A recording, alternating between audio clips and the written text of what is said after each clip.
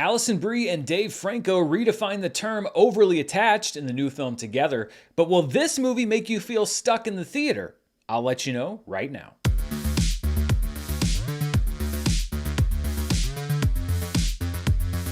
Hello everybody, I'm Dan Murrell, and this is my review of Together, which has been on my radar since it debuted with a lot of buzz as a festival-only movie at Sundance earlier this year, where Neon acquired it for $17 million.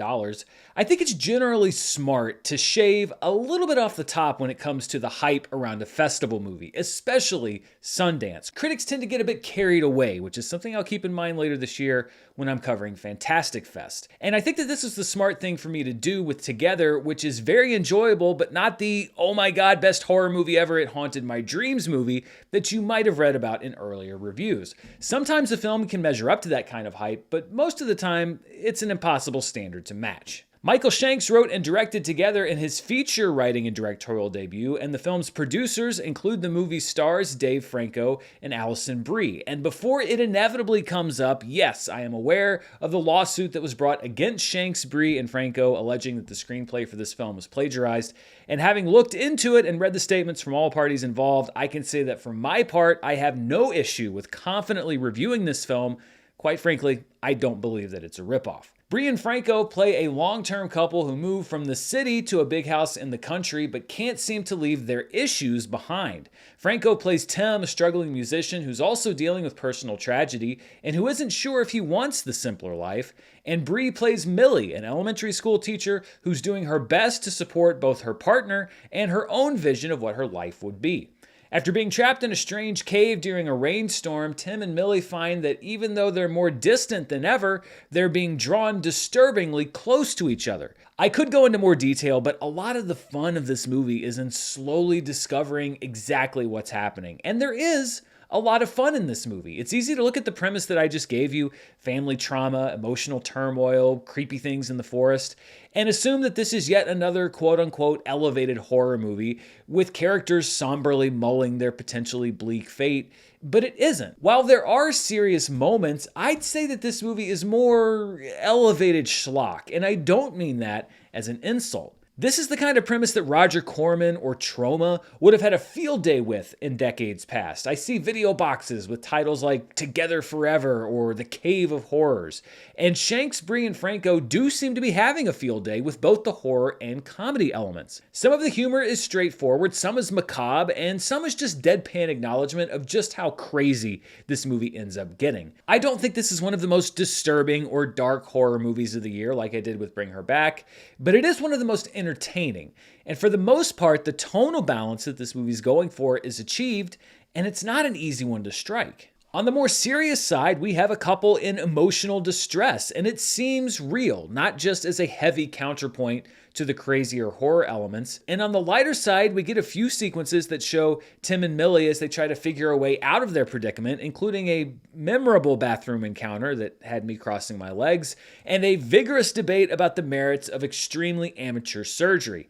This is the kind of movie that can hold both serious themes about trauma and codependence and a critical use of music by the Spice Girls. As you may have been able to guess from what I've already told you, and as you definitely know if you've seen any of the marketing materials, there is a heavy element of body horror in this film, but I'd say it's more cheeky than nauseating. Certainly nothing on the level of a movie like The Substance. It's present in order to sell the premise, not to gross you out, which may be appealing to moviegoers who don't enjoy graphic mutilation, but might disappoint some gorehounds who are expecting that kind of thing. Together wants you to walk out smirking and laughing, not trying to hold down the popcorn that was, in retrospect, a poor choice. Now, that's not to say that there isn't some great prosthetic work in the movie. The prosthetics designer is Larry Van Dijnhoven, who was also the designer for Furiosa, a Mad Max saga, and for Bring Her Back, to much more disturbing effect.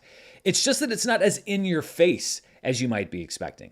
The movie also looks really good, with strong work from cinematographer Jermaine McMicking, who also shot Love Me, which won the Alfred P. Sloan Prize at Sundance, Nitram, which won Best Actor at Cannes, and 2021's Mortal Kombat, which of course won the prestigious Golden Bear at the Berlin Film Festival. Overall, I'd say that Together is a solid movie. It doesn't have to be a genre-defining smash. Brie and Franco both pull off comedic and dramatic beats and convincingly play a troubled couple that is potentially entering a death spiral. Some of the plot elements are a little undercooked, including a background for what's going on that treads over some ground that we've seen before in a lot of other horror films. But I dug the tone, the humor, and the fact that the movie wasn't ashamed of its premise. There are also plenty of creepy moments which the movie achieves without really going to the well of cheap jump scares.